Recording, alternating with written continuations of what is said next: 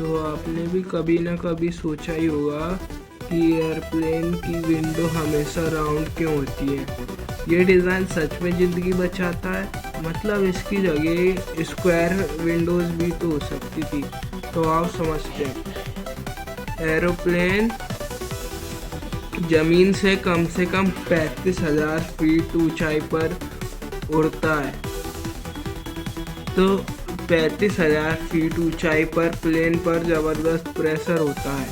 अगर window square होती तो प्रेशर उसके कॉर्नर्स पर फट जाता, क्रैक्स बनते और प्लेन हवा में फट भी सकता था।